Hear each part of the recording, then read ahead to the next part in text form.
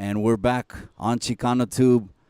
I appreciate everyone that slowly trickled in right now, whether you're listening live or you're listening on the replay. I want you to hit that like button and comment below. This is the conversation the people need to hear. I'm joined by a very, very, very, I need to put more veries on there, a very special guest. Go ahead and introduce yourself, por favor. Hi, everybody. My name is Carina Powers. I am the founder of Latinos for Medical Freedom. Born and raised in Salinas, California, and I'm still here, not moving away. We're not going anywhere. Hit that like, gente. It's Wednesday night. We're doing the first in-person interview, and I couldn't be more excited to have Carina Powers in the studio. Let me go through the formalities, though. First of all, I want to thank all the day oneers, all the members only as well. Everyone that supports the channel, hits the like, share button. Also, don't forget there's a share button that you can hit, and that way it shares it. If your phone is linked over to your Instagram, which most phones are now, most phones are, or to your Facebook, you can go ahead and share the conversation that we're about to have. I don't know. I have a feeling that YouTube we might just get struck down. There's going to be so much truth spoken here. I don't mind if we get struck down and shut down for telling the truth, because I believe the people want authenticity. It's rare nowadays. I think it's really, really rare nowadays. So those are the formalities right there. Is Wednesday night. Oop, I forgot to get the chat up as well. I got to get the chat up. These are little things. We got to get the chat up. That way we can see the chat on the live stream. Thank you so much, Carina, though, for taking time out of your schedule. I know you're busy. Taking time out of your schedule to come on down here. And you know what? Let's go ahead and just introduce yourself. How did you grow up? You know, the people appreciate when they can relate with someone, right? A lot of us want to relate with someone. I go to the juvenile hall once a month. I also go to the youth center that's on Sanborn and talk to those youngsters down there. And I believe, you know, they tell me they'd rather have me than I'm not knocking anyone, the 90-year-old man with the dog and the guitar, Right. because they can relate a little bit more to it. Is that your experience también? What do you think? Exactly. That's the same exact experience that I'm having with our gente. They see someone that's like them, that grew up in the same, region, and that I worked in the fields. I grew up working in the fields. The fields were my babysitters every summer. If you're from Salinas and if you were born at Tivita Hospital, the new hospital where it sits at today, that used to be fields, and I used to cherry pick tomatoes and also strawberries, all where the soccer fields where all these young youth play, soccer and That everything. soccer field, where the soccer field's at? Yes, I grew up picking, cherry tomatoes, not too far from here in Greenfield. I worked in the desaje. Desaje? I don't even know how to say that in English anymore. It's pretty much weeding the crops, and that was hard labor and, high heat. Greenfield is pretty hot. We used to wake up at the crack of dawn, be out there at the field at 3 o'clock in the morning. So I understand my gente. I grew up in East Market for many years on Carr Street. The apartments are still there. They're still avocado green. They haven't painted them? No, they haven't painted. I mean, they have. They just renovate the color. I drive my children through there and remind them of where I grew up and how I grew up, and I tell them the stories so that way they understand and they appreciate where mom came from and why we fight in our community and why we fight for rights and why we stand up for our gente. Oh, yeah. Why definitely. we don't stay silent. Yeah. And so that's awesome. People can relate to that. Exactly. So we just gave that was a great intro right there to Carina Powers. If you didn't know, oh yeah, she grew up in the Alisal district, and she grew up in a very rich, agriculturally rich, with a lot of heritage and history, which is Salinas. I mean, and most of my listeners, just to let you know, are from a Chicano demographic. So the Chicano demographic is, of course, Mexican Americans, right? Or children of Mexican Americans. Right. And so that's the majority, but they're not all. They're not all. You know what I mean? I got more people. Shout out to you. You know who you are. Okay, not everyone's a Chicano. But I appreciate you sharing how you grew up. The people can relate to that. Were you always an entrepreneur, activist, chingona? I mean, a lot of words I can give you, right? Were you always that, or was there a... I was actually a very shy girl. English was not my first language. I didn't speak English until 3rd or 4th grade. So that kind of, holds you back a little bit. You feel a little outcasted because everybody else is speaking English and here you are not speaking the language. And so I did feel a little left out at times, but I think I grew up with a sense of knowing my culture even better, even at a deeper level. I was born here in the United States, but my parents spoke Spanish, so the only English I had was at school. And till this date, I still have issues with some of my English language, and I have my accent will come out or will pop out. My kids say, um, but it wasn't always like this. But I do remember hearing the stories of my parents. My parents were, for real, like true chingones, I can say. They always stood for their rights. They always went. And I remember sitting at Sam Farr's office. I don't know if many of you remember Sam Farr's, the congressman who used to be before Panetta. And his office was at the post office, and we used to sit there for hours with my dad waiting for me to go in there and interpret for my dad and give him his grievances of what's going on with him. Was that in Sacramento? That was here in Salinas. Sam Farr had an office, congressman in Salinas. They all do. They all have their office in their hometown. They elect, they choose where they're going to have their office at, but he had at that time there. My dad also marched with many of our fathers with Chavez. Who remembers our great leader, Chavez, who brought a lot of people out to march and fight for their rights. Which I did a video, and it got a lot of controversy. Yes. You cabrones over here were commenting, going crazy when I did a lot of videos because Cesar Chavez, he was very unique. He had a mixture of ideas, some unorthodox, some orthodox, and you heard him say some very controversial things that I said. He spoke more English. He was a Chicano through and through. Yeah. We know that, right? Straight he was born in Yuma. And some of the things, people called him socialist. They call him Marxist. Does that take away from his legacy at all? Or what do you think he was just unique? It was a different time.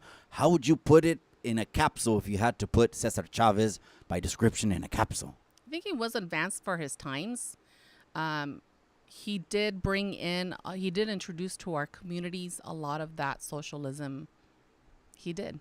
We got to be realistic. So someone influenced him. He had influences from, what did he do? He studied a lot about Gandhi. He brought in a lot of different Eastern philosophies that he introduced our communities to. He did the whole fasting.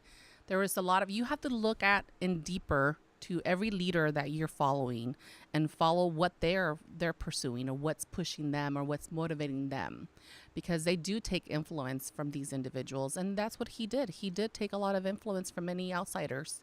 So did that taint the legacy at all, or no? He was just influenced. I think everybody, we all take a little bit of everything. It's like we do from our parents. We take a little bit from Tia. We take a little bit from Grandpa. And that just builds who we are, and that's how we get our message across. That's right. No, I appreciate that. Oh, you heard that. You heard that right there. If you didn't want to hear that, well, it is what it is. That's what it was. He brought new ideas. He definitely was unique for his time.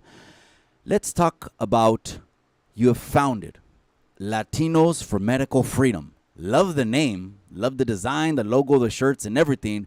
Latinos for Medical Freedom, for the people over here. So you can go ahead and best describe the values, what drove you to start that. Was there an initiative or something that you said, I've got to start something that's going to benefit the people, benefit us in the communities? Because all of my listeners now, you're all going to like and subscribe over. I'll drop in the description. I'll put all the links to Latinos for Medical Freedom.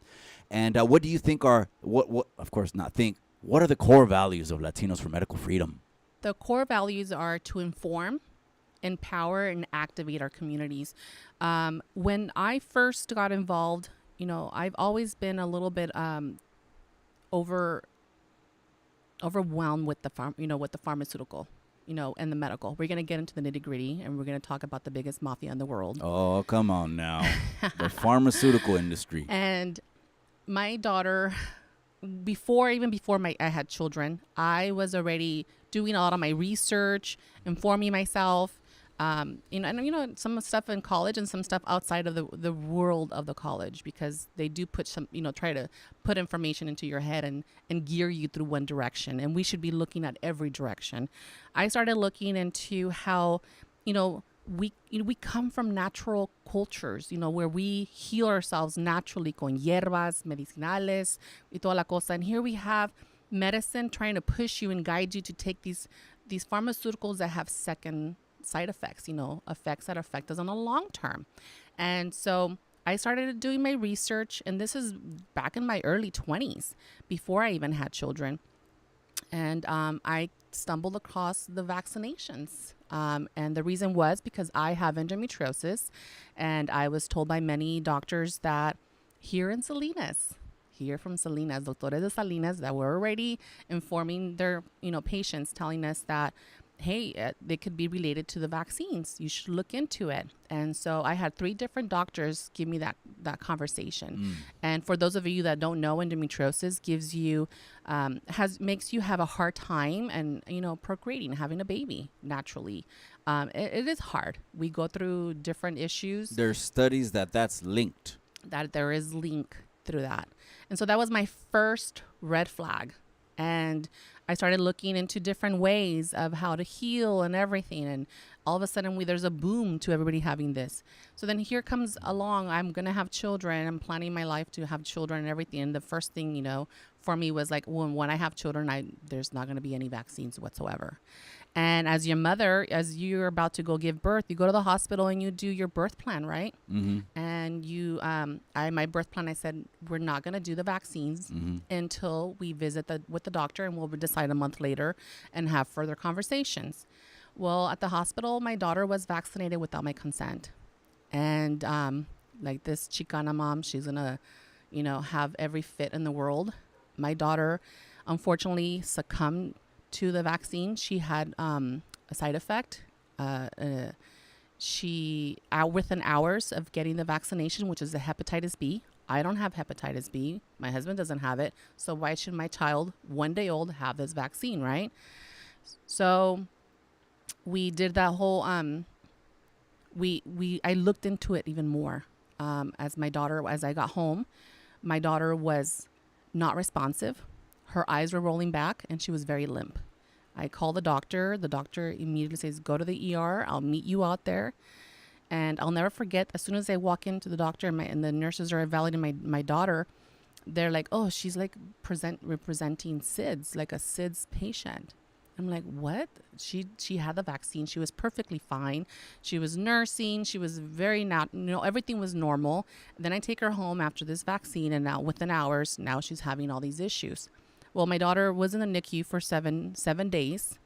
Thankfully, everything came out, somewhat normal, but it took a long time, a lot of money, a lot of resources to bring her back. It wasn't just those 7 days. I had to go through therapies, chelation myself.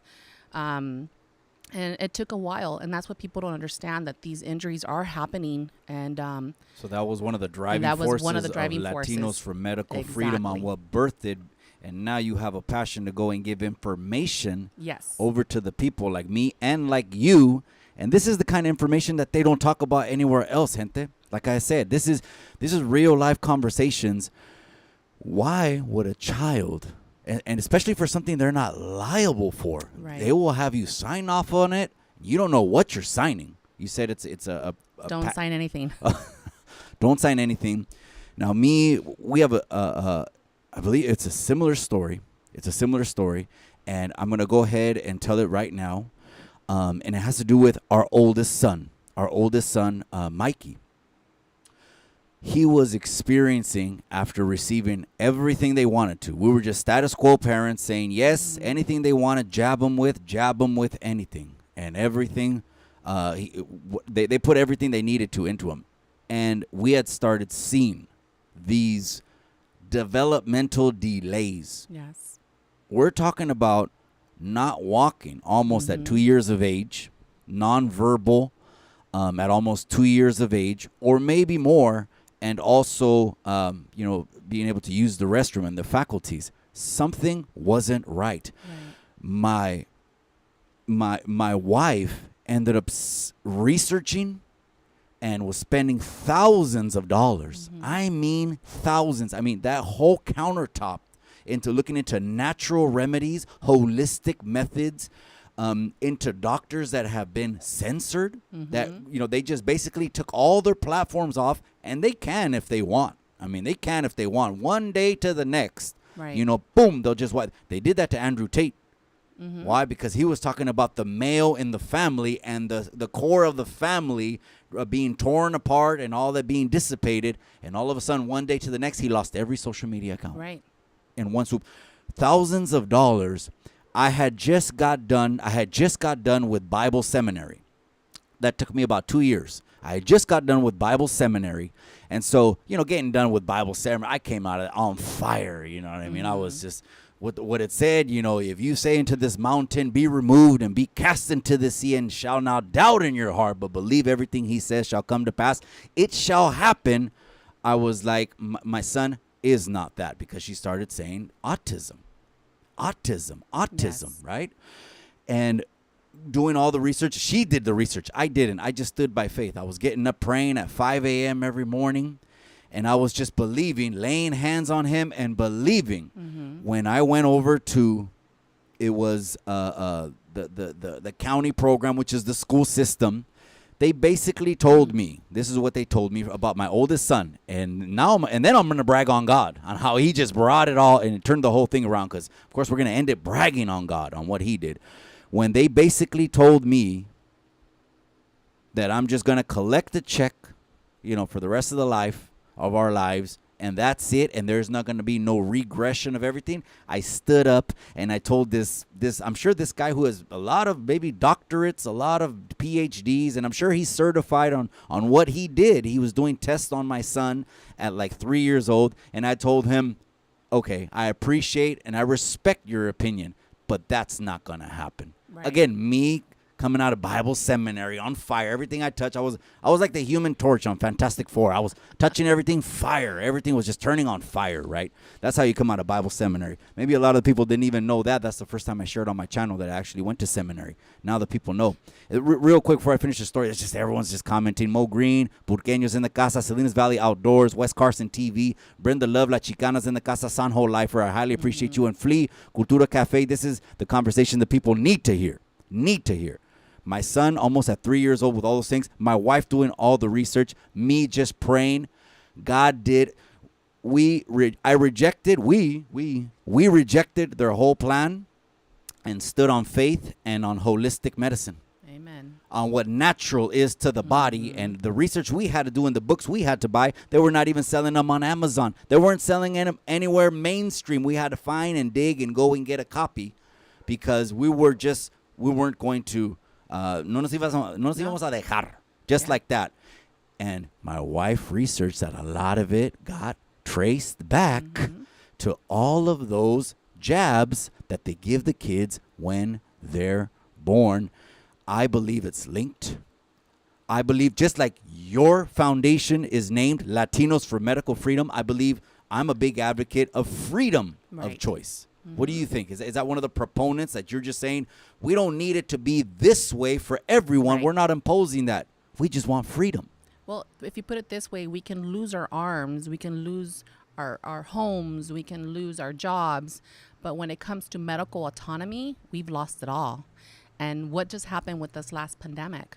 We pretty much gave up. We handed them in a golden plate and told them, here's our medical autonomy. Do whatever you want. And this is why it's so important that we come out and we inform our communities, because we have the power. We hold so much power. And as Latinos, I mean, we're like 15.5 thousand here in California. I mean, millions. I said thousands. A large percentage of the demographic is Chicano. We're the highest. Mexicans are the highest. And if we were unified and fighting back, we would have so much power.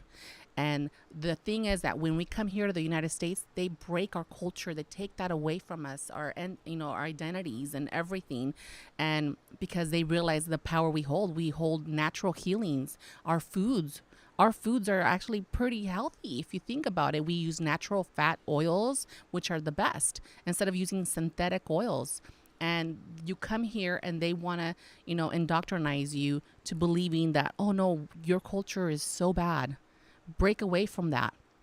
And we come here and we try to adapt, and we're the sickest in the nation. Our Latino children are the sickest. Ask yourself why? Because we don't have the proper informed information. We're not being informed. We're just, what do we look at? We see doctors and we see them as gods. But if you really understood what the medical practices are that they are doing, is they're just following orders. Mm-hmm. They're just following orders. And they're not actually, they don't have the time to do the research. I mean, it's a huge cycle. If you start looking at, when you go to your doctor, you sit there at your doctor's office and you're seeing, like, he literally, sometimes they barely even look at you. They're looking at their clipboard the whole time. What kind of, health care is that when they barely even look at you?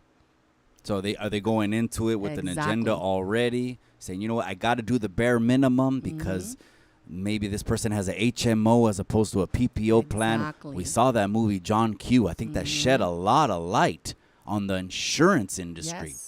Yes. That's when I go see my doctor, he spends a whole hour with me and he goes into detail. He breaks down my labs. He goes into everything. And I think every patient should be owed that. That's what every patient deserves. And for our Latinos for Medical Freedom is to go inform patients of their rights, of what they should be asking for, of what doctors they should be looking for. And unfortunately, the doctors that we're seeing, they're doctors that are just following orders. How many times have you heard of that? Following order. I'm just following orders. I'm just following And is orders. that in the best when interest? it concerns your health, Yeah, I'm just exactly. following orders. Exactly. And that's the biggest power we hold, our bodily, medical autonomy.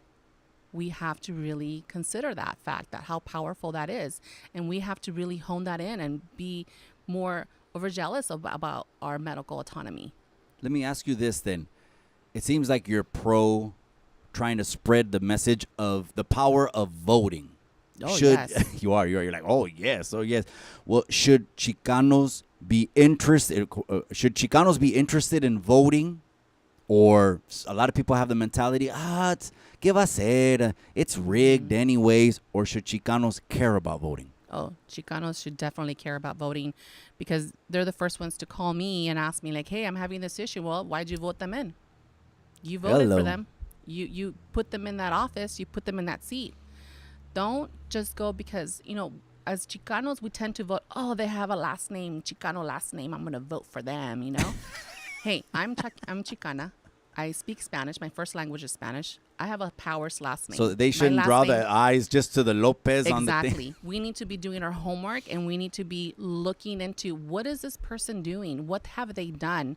How are they good for the community? How are they good for my family, for my home, for my pocket, my finances?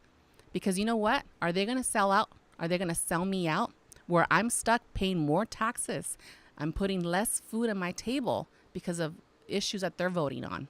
Now, what would you say to someone that says, okay, Carina, that's great, but every 2 years or 4 years, they can put in another fulano or another fulana, and it seems like everything can we can fix things temporarily, but what about 2 years down the road or 4 years down the road? What do you say to someone that says that?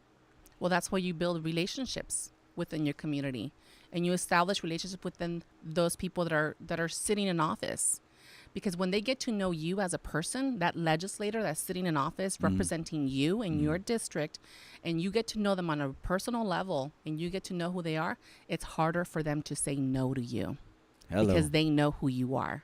And that's why they're getting away with it, because no one's holding them accountable. And by you calling them, by you being on that list, and by you being in their office, and by you getting to know them, that's holding them accountable. That's like, oh, that person is in my district and he's watching what I'm doing, so I better stay online because they're going to come after me if I don't. That's right. Voting matters, gente. Voting does matter. You can't complain if you didn't. At least now they let you, your employer by law has to let you go and vote. I think there's laws to get time off to let you go and vote. So there's no really excuse. Whether you think it doesn't move the needle or not, at least clear your conscience and vote the right person that you can into there. I guess it's a great segue. Let me ask you about the current administration that's happening right now. We have a current administration every 4 years, or they get, I believe, 2 terms is the max. I already know what you're going to say. I'm asking you this, but I already know what you're going to say, right? Because we flock together, birds of a feather, right? How would you rate this current administration's efforts to govern the American people? Give it to the negatives. All negatives? All negatives. There's no thumbs up at all? No thumbs up. I'm sorry. Let me ask. The economy is down. The economy's down. We're at the verge of going to third world war. If you don't know it, if you don't understand politics, we're at the verge. A lot of businesses are bailing out. A lot of our California in taxes particular. are rising. A lot of small businesses are closing indefinitely, and large businesses, corporate large businesses. If you're not seeing that, that should be a huge sign for you at home to be either saving your money and not overly spending, saving your food, being a little bit more conservative on how you're spending your money, on how you're investing your money, because right now our country is not doing very well, and the way the other countries are looking at our country is not good. And when other countries don't have that value or respect on us, well, that's no bueno. So it's a thumbs down. Total You didn't thumbs give it down. Nothing, no thumbs up to the current administration right now. Now the gente know because they're like, Mikey, you don't talk too much politics. I know, I don't, but I talk truth. And I got the balls to say what a lot of people won't say. I'm not here for likes. I'm not here for comments. I'm not here for views. I'm here for truth because I'm trying to leave some kind of legacy and do some good. The bad's already been done, but how can we do some good? And it's also called mental maturity. It's called elevating, gente. This is the conversation that you and I need to hear, whether we want to hear it or we don't want to hear it, okay? I got another question for you. Then, you got your founder for Latinos for Medical Freedom, okay? Represent a conglomerate. I mean, we make up is it the largest demographic? Last time I checked, it was like 39%. No, we're way bigger than that now. Bigger than 39% in California? In California. Whoa. Yes. Well, you got to think that when they do the census, we're undercounted. People need to understand how far we're undercounted. And those were census numbers. Those were census. Those are like census. Registered. Yeah. So, they don't really have the right numbers. And not only that, but they change the way you identify yourself. They say either you're Hispanic, non-Hispanic, or, Latino. So that's just too many boxes that they're trying to box us in. So it confuses the crap out of us. And so you don't know what box to check. So you're like, oh, I don't know, maybe this time, maybe this. And so that breaks us down. And so how are they having an actual count of us? Who knows? Yeah. Who knows? But all we know is when you go everywhere, I see my gente everywhere. Everywhere you go, right? We just got to be united, my gente. We got to be united.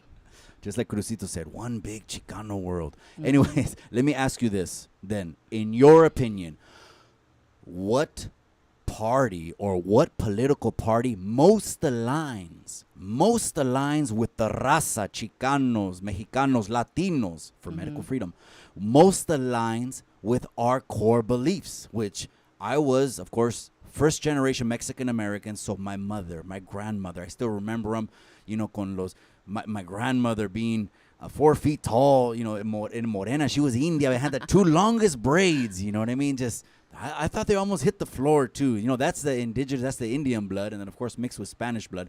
But again, going back to the question, then what political party, or is there one that most aligns with the raza's core values? What do you think it is? Well, we got to stand for the party that backs up parents, stand for the party that fills in our pockets, stands for the party that really stands for freedom. And so we have to really look at what party aligns with that. Okay, say that one more time. I love those 3 bullet points. Say that one more time. Bullet point number 1 was stands for... Oh, you... Because we just... That stands behind parents. Stands behind and this parents. is crucial right now in the state of California and actually across the nation, because we've heard Biden say, parents don't own their children. The community that does. How scary is that? As a Latina mother, we're going to allow the government or the community to own our children? Was that an official quote? Yes, that was an official quote. And so we need to be very cautious here in California. That's just one huge thing. And I'm sorry, I birthed my child. This is my child. No one's going to, con mis hijos, no te metas, Con mis hijos, no te metas. So, I agree with that. What about, there's been hundreds of stores that have been closing down, haven't got a lot of attention. hundreds of Targets, hundreds of Walmarts, hundreds of different chains are closing. And Yeah. I'm talking about in California. Just People are California. saying in California, Yeah. California's like its own country. We're Right. crazy over here, Yeah. huh? My wife was like through the pandemic still traveling, going to other states, and they were telling her, "You guys are crazy over there. What are you guys doing?" Everyone lost their. But anyways, we're gonna go down that rabbit hole. But anyways, the lockdowns that happen, people are saying they're anticipating another lockdown Yeah. with all of these stores that aren't getting a lot of attention. What I do know this is being in the real estate industry, two of the major insurance companies in California are making an exodus and are Yeah. no longer providing fire insurance for homes. This is just one more sign of people are Not just getting homes. out, Auto too. auto too, getting out of the state, but with these stores that are being Mm-hmm. closed. Do you think there's going to be another lockdown coming? I don't think there's going to be a lockdown. I think there's many people have kind of seen what the lockdowns have done and the detriment it has been for our communities, that they're going to stand their ground and not allow for a lockdown to happen again. So you think there's going to be a militia, like the Second Amendment, a militia or standing up or Yes. revolt if they say People are they're fed pissed up. off. They're pissed off. It's at that point where we've lost a lot. Our children are suffering so much. They're damaged from those years that they shut down. They shut down parks. They shut down schools. They were dictating everything, where you can shop, when you can shop, how you can do this, how you can do that. That affects our youth, the PTSD that's happening. And a lot, as parents, we don't want to tolerate that. As business owners, we can't tolerate that anymore. We're still, trying to make it out of that. A lot of the business owners, I'm a business owner, a lot of people are still recovering? are still recovering. And now that's even if you made it through, because many of them didn't make it through. And let me tell you this, as Latinos, we should really care about that, because many of those businesses were Latinos, were raza. And where were we? Why didn't we stand in the front lines fighting for our raza? Why did we allow this to happen in California, where we had we were at the number one of Latinos holding businesses, and we allowed them to shut us down? Never again. Never will we Let's allow do that it again. Never again, gente. So Let's we grow need to some fire backbone. up. We need to fire up with Is that. do you think that is it because in general la raza, Mexicanos, Chicanos, we don't speak up? Is it just we take things como, like maybe when our parents came over here from Mexico, our grandparents, and tenían un supervisor who was maybe mistreating them, calling them names, and we're just a gente of like, you know what, let's just fly under the radar and stay low pro. Yeah. Do you think that's in our nature as a gente? I think we're too busy looking at other things and not focusing on that. They're like, someone else will handle it. No, we gotta step up. We gotta be that fierce community that we are, because hardworking people. We're hardcore people, and we believe hardcore on everything. So we just gotta keep fighting and fighting authority on certain things that are affecting our communities. Then let me ask you this then. What issues do you think the people should have as top priority? Like, what should be number one if they had to, if they're looking and researching who to vote for, which we'll talk about in the end, if any bills or anyone that you want to put out there locally that we should put in the Senate that's going to help families, it's going to be toward 100% medical freedom and our choices. What issues should the gente be primarily concerned with? They should be primarily concerned about restoring their families. Right now, there's a lot of bills. There's a lot of things being introduced to break families apart, because when you're a broken family, you're easier to take over. And they don't want us to fight back, or they don't want us to be informed or having this sense of information or being unified. They want to break the unity of the family. And is that what they're secretly doing with that agenda, to emancipate minors and Yes. giving no consent over to the parent on that, on changing genitalia or whatever? That's It's the word. already been happening here in our very Is that own the secret town. agenda, you think? Yeah, it's already happening. It's been happening here in our very own town. We made national news on Spreckles. We've made there's many cases here in our counties, and I say counties because I work a lot with Tri-County, Santa Cruz, San Benito and Monterey County, and it's happening a lot with our Spanish-speaking communities. I get calls from parents. I get calls from students calling me, oh, they're showing me this stuff at school. It's like soft porn movies that they're showing them at school, and they feel very uncomfortable to be watching this amongst other students. Oh yeah. They're reading books. They're having conversations where they feel very uncomfortable. And as a Latino father and a Latino mother, you're not going to tolerate that. You're not going to tolerate your child listening to this kind of, Those porn. books, pretty supposedly much. children's books. It's if you haven't seen those books are They're porn. out there. It's Now porn. there was a podcaster, shout out to AC, and he actually got a strike on his channel. AC, shout out to AC. He actually got a strike on the channel, and all he did was read a children's book and was saying, "Look at what they're feeding to our Right. children. This is okay in their eyes." And he literally got a message from YouTube saying that material is inappropriate for anyone. And I'm laughing, but it's not a laughing matter. Is inappropriate for anyone under the age of 18. And all he was doing was reading a children's book. That's where we're at. We've had parents read those books at the school board meetings, and they are like frowning upon it. I'm like, wait, you're putting these books through our children. And I'm talking children from TK all the way to high school. And the older they get, I read the high school book. I was looking things up, and I got a virus on my laptop. So that should tell you what the kids are reading. Things that I never imagined before as a parent. I'm not that old. We grew up in not too long ago. Right. So I know some of this stuff, and I'm like, Right. wait, what is this? Let me look this up. And here I go getting viruses on my laptop, looking things up. So parents need to be aware, because they're not just teaching them like in health ed education. They're teaching them in all subject matters, and from social studies to history to English. They're sliding them through everywhere. And let me tell you, Planned Parenthood is really lobbying really hard for this, and they have a lot of money.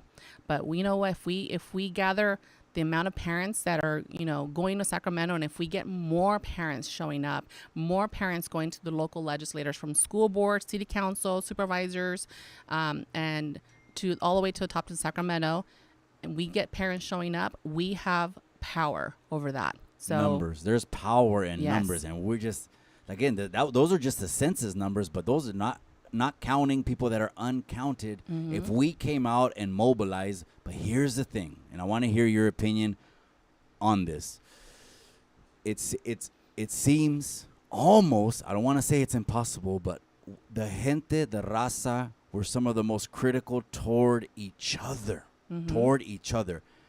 How can we overcome that obstacle and try to get something done? O sea, put our eyes on the greater good. We can mobilize, but we need to unite together. But we have, people that are divided over words. I'm not Hispanic, I'm Latino. I'm not Latino, I'm Chicano.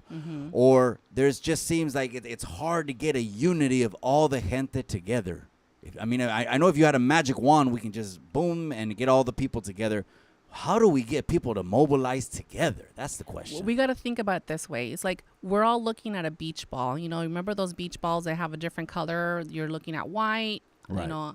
I'm looking at red. Someone else is looking at yellow and blue. But we're all looking at the same damn beach ball. So we just got to be focused on that one same mission. We just have different perspectives of how we get to it.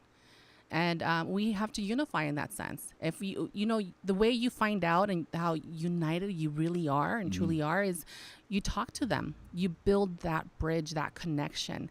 And then you get to know them and you find out, hey, we're the same. We're the Right. same. And we're just looking at things from a different perspective. That's all. Right. So 2024 is coming up. Yes. Are you Big are year. you been on the road? Have you been I've been getting things busy. ready? Been busy? Been Very busy? busy. What have been your efforts for 2024 so far? And then I want to ask you another question. What have been your efforts though so far for 2024? What are you anticipating? Senate bills we should be looking out for? Who do we need to put up there? Who do we need to take down?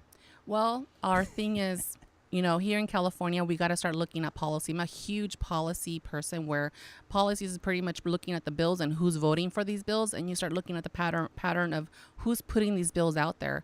And that's kind of what woke me up, because like you were talking earlier, when we're born, we're pretty much born with that certificate, that Democrat certificate, because that was kind of engraved in us. Like, oh, you're a Democrat and you're a Democrat and this and that. But yet you go to Sacramento and you're fighting these legislations that are all voted by Democrats that are affecting our homes. Now, our let's just put this Chicano out there. homes. California is a Democrat-controlled country. Very blue. So the policies and issues that we have right now is just all Democrat. Yes. Okay. And so when we were trying to pass bills and getting bills authored on our favor to help us out, help La Raza out, our very own Democrats were voting them down and not voting for us, you know, or voting against issues that were affecting us directly. And that's when I realized, like, hey, wait, there's way more Democrats and they're overvoting the people that are helping us out. And I was a Democrat. And when I started realizing, like, wait, all the Republicans are helping my issues. Why? This is so weird. And then I walked into a Republican's legislator's office, and his entire staff is Latino, Spanish-speaking Latinos working for them. And then you go to the Democrats, and a lot of them are white. And you're like, wait, what is going on here? Like, how is there a flip? But why are we, you know? And so you start seeing, like we said earlier, you start seeing your gente. You start relating with them. And so the Republicans really had an insight in wanting to help us out. You gravitated more to what were core values there. Exactly. And as Latinos, we do align a lot more with Republicans. I'm not going to lie. That was one question I asked you earlier. Yeah, our family values lie wholeheartedly with the Republican Party. Which are? We stand for family. We stand for Families. God. God is, we know how Number many of us one. are. Come on, let's not God, take that out of the we don't do picture, anything gente. without We're God nothing as if we don't Latinos, get. you know? Let's Nos understand tenemos that. que persinar antes de ir a ningún lado. Grandma, mama has to darte tu bendición. And we need to unify against the party that's going to be solidifying that, you know? And those are issues that really align, but we have been told to go this one way and don't look this other way. Is it because of Univision? No, Yes. just kidding. It's I will because say- Univision is on? La propaganda de la Telemundo. I and mean, we don't watch TV Univision now. We're and- all streamers now. So, Yes. but this is what I do understand. I do understand that the television is basically lavando coco a la gente. Oh. Believe this and don't believe that. Completamente. They gaslight a lot of things. I was telling you about 2024 coming up. Okay. It seems like sometimes when these things happen, major distractions or something happens, that all of a sudden now we have to vote by mail and Yes. we can't vote in person. Do you think that some of those things are set up? Yes, Like all of a completely. sudden, a police officer, you know, he's the whole world's attention is on a police officer, and not that they're passing bills at the stroke of midnight and getting their politicians in positions of power Yes. and sweeping by these elections. Do you think those are distractions that get planted and happen? Oh, big time. Not only that, but they're, you know, the fact that they don't ask for identification when you go any other country, even Mexico, will ask for your identification before you vote. And the fact that we don't do that here in the United States, that's just mind-boggling, because it has come across where many people, Voter fraud. they told me that I already voted, but I never voted. How did that happen? Many people went to go drop off their ballots, or they went to go vote in person and they were told that they had already voted. I'm like, but I'm here. Right. So how does that happen It reminded me in of modern country? I know what in the world is going on. It Yeah. reminded me of the movie Sound of Freedom.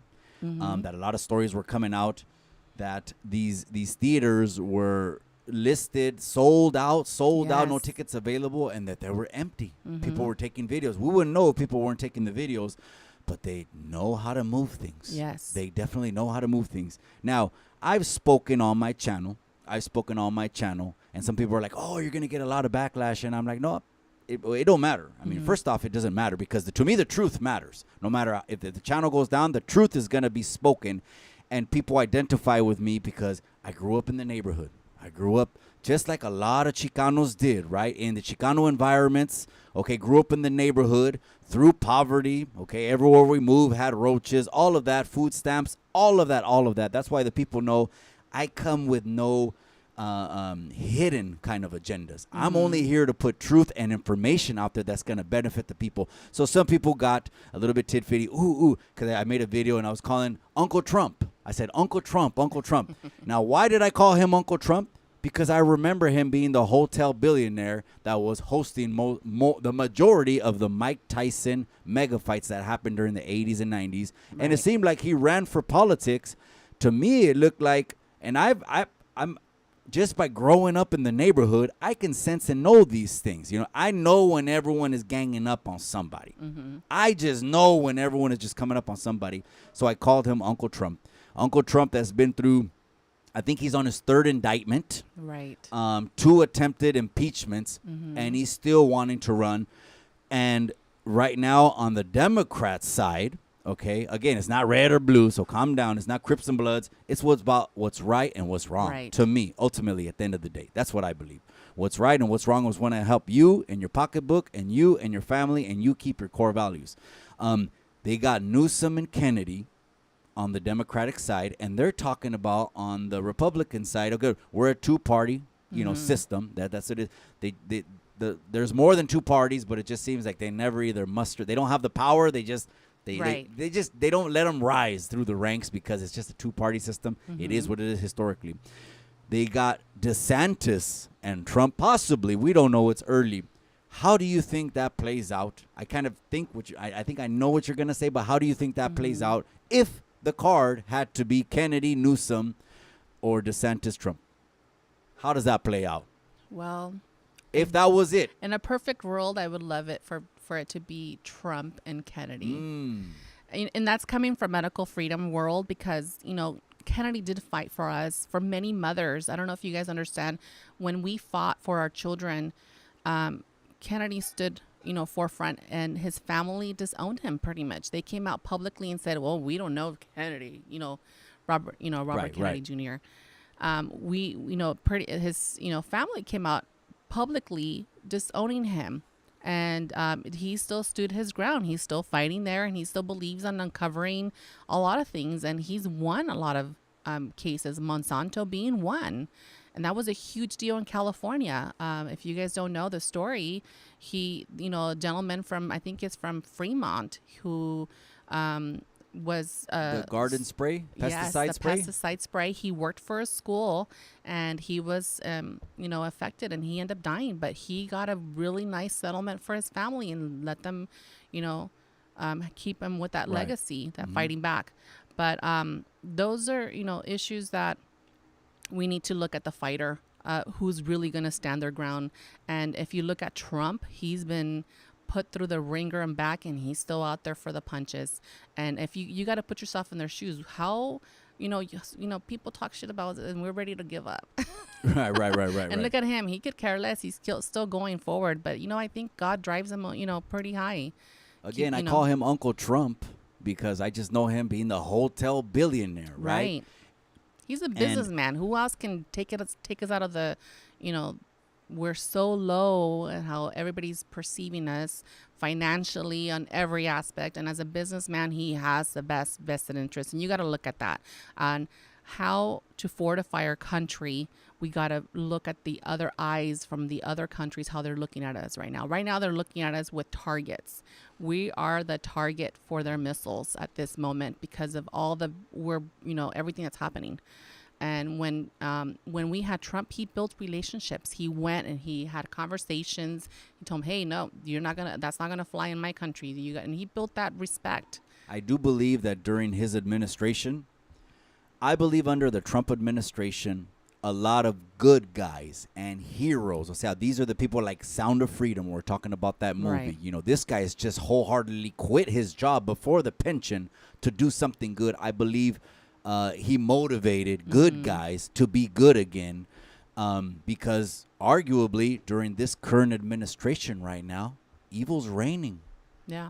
Evil's reigning. Again, some people call these conspiracy theories, but they're wanting to, paint that that everything is a bed of roses, but it's really not. No. And they're running on a campaign to say, let's finish the job. I don't know what job they're talking about finishing, but I do know this also. Under Trump, real estate was booming. Everything. I mean, I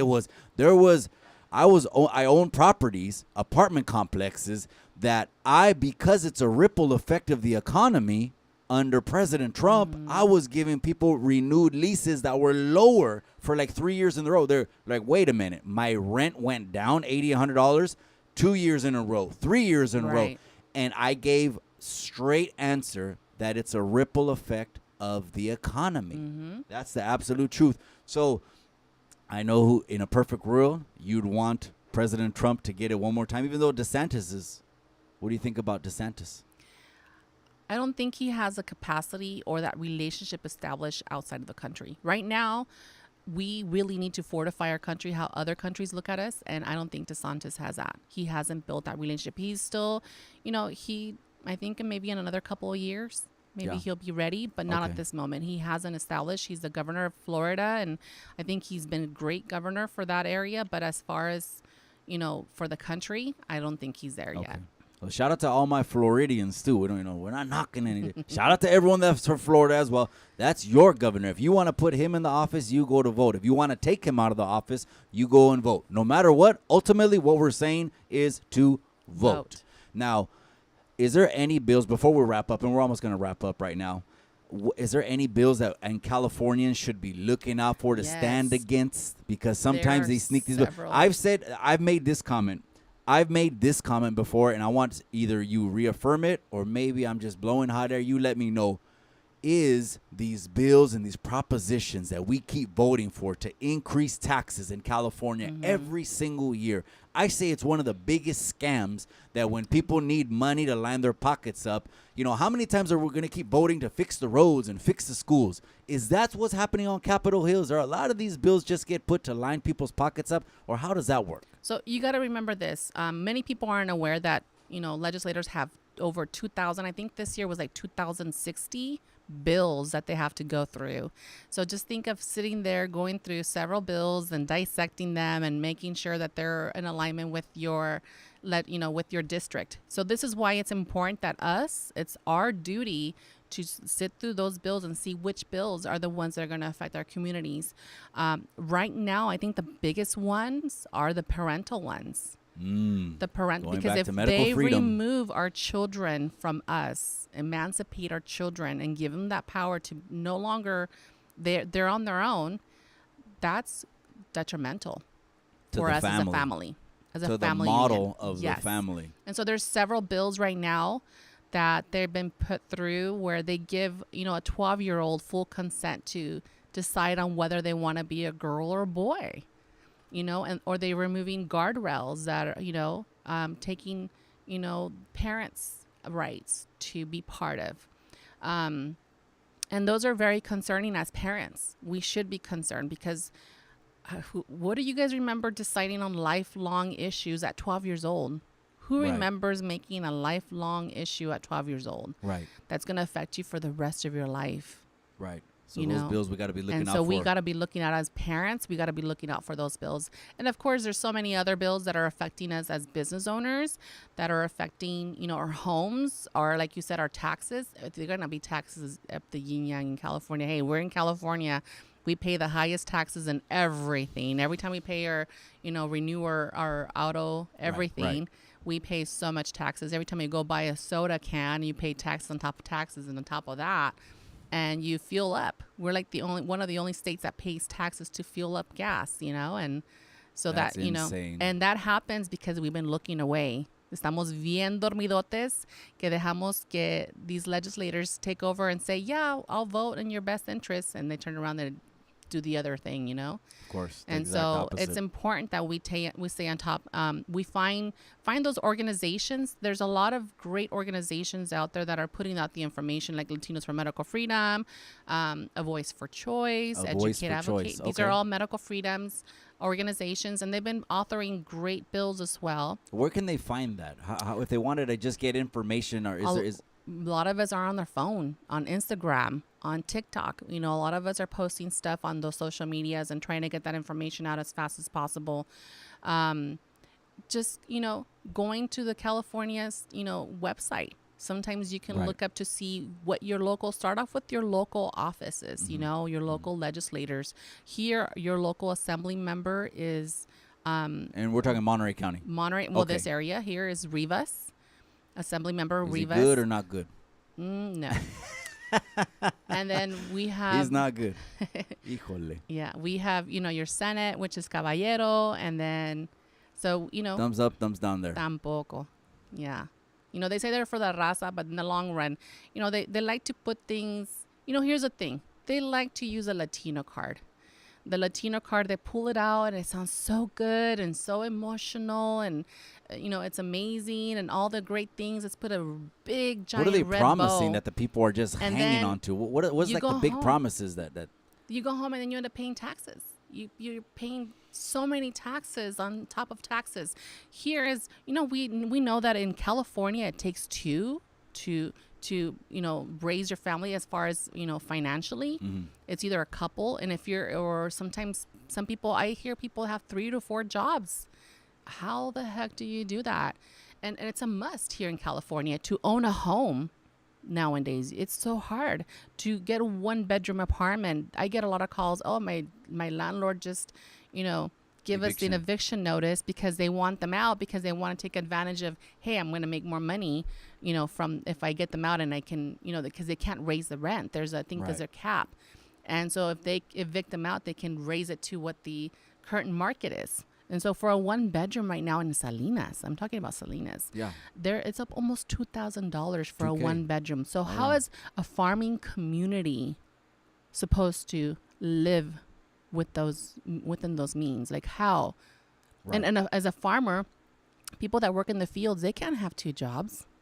They wake up at the crack of dawn, they go to work, and they get off late in the evening, and they're beat. And work 6 days a week. And they work sometimes even 7 days a week. So ask yourself, you know, the people that work in restaurants, people that work in, you know, in the hotels, it's hard. Yeah. It is hard. And so Yeah. this is why we do what I do. I know it's beyond the medical world, but you have to be involved politically. And everybody is involved politically. Before, I used to say, the minute you step out the door, someone politically decided whether you step to the right or to the left or to whatever. No, now it's in your own home. They're trying to tell you, you can no longer have a gas stove. You can no longer educate your child like this. You can no longer do this. You can no longer watch this TV show. You're going to get censored. You're going to have this. So they're in your home now, but we've allowed that to happen. We got to remember, this didn't happen overnight. This has been happening over decades. And we've been so far asleep watching que las Kardashians, a ver cómo andan, a ver qué se pusieron y qué se hicieron, que la novela, que sabe que el fulanito, que esto. And we're too Híjole, the busy doing all those Kardashians. things. And here we are, you know, things are just going underneath our noses. Gracias for the super chat, Brenda Love. I appreciate you, Brenda Love, La Chicana. She appreciates the conversation that we're wrapping up right now. Oh, man, it's just, There's just we so talked much. about a lot right there. You were talking about core values of the gente, of the raza. And I believe everything you said is exactly true. We have to research who we're putting inside these offices, and we have to stop voting with our emotions or Right. from promises, because if change doesn't happen, all they're doing is putting it on the table to increase taxes, and it's the same old strategy. We have to research who we're putting in office. But yes, I agree with you. We have to put voting very, very important and high priority on the list. Yeah. We're going to wrap up. I want to give you some final words. Let them know where they can find Latinos for Medical Freedom on IG, Facebook. I know you're very much going to be involved in 2024, and it's coming around the corner. I really hope, and I'm talking to all the people, this is on a really ground level, gente. This is on some grassroots shit, what I'm going to say right now. Yeah. Yes, it is. It's coming from the barrios. It's coming from the neighborhoods. I really hope we get a chance to vote in person. They don't pull a wahoo on us, because if they pulled that on us once, they can pull it on us twice. I guarantee you, if they pull that woo-wop on us, that we have to mail in our ballots, we're selling this and we're out of here. Yeah. I'm not going to go for the okie doke one more time. You don't think that's going to happen? Well, it's been happening because, like I said, we've been so far asleep, but I'm not leaving California. I'm a fighter, and I'm going to fight for my raza. You know, and it's because you have to think about it. When the massive exodus happened, our people were left behind. And I'm done with our people being left behind. I'm here to stand my ground, and I'm here to fight. And I'm calling every fighter that there is in the entire state of California, Latino or not, to gear up and strap your boots, because we have a lot of work to do. And you know what, the people appreciate that, and they can sense it. It's just frequency, it's energy, whatever you want to call it. They can sense, okay, this person is for the people, as opposed to this other person that comes in. You only see him every 2 or 4 years pitching the same promises. Hey, this guy's not for the people. You guys, we had a wonderful conversation right here with Carina Powers, because she's another Chicana from the street, from the Alisal district, that's giving us information that might not be out there. Before we end up, I forgot to give you this. We got a gift for Carina Powers right here. It's the summertime. You were talking about some merch. Awesome. Well, I got some merch for you. And I love it. It's a tank top. You love the logo from Chicano Tube. It's a summertime, a woman's tank top for Carina. This is yours. Thank you. Okay, Thank you with so all much. due respect there. Thank you for coming on. Put the IG out there one more time, and Facebook, where they can find you or the organization. So it's latinosformedicalfreedom.com. My personal Instagram is Carina Powers, Carina, and then Powers, last name. And then the Latinos for Medical Freedom at Instagram. I'm trying to get onto the Twitter, because I know Twitter is now friendlier. I've been censored so many times. My website has been taken down. So keep following, and I'm going to figure out a way to be out there. That's right. Don't forget to tune in. Many more interviews coming up. Gracias, Carina Powers, that's in the studio today. Keep tapping in, you guys. And I'm going to leave this one uploaded. We're saying bye from Chicano headquarters to the next episode. But remember what I always say. In the end, all you got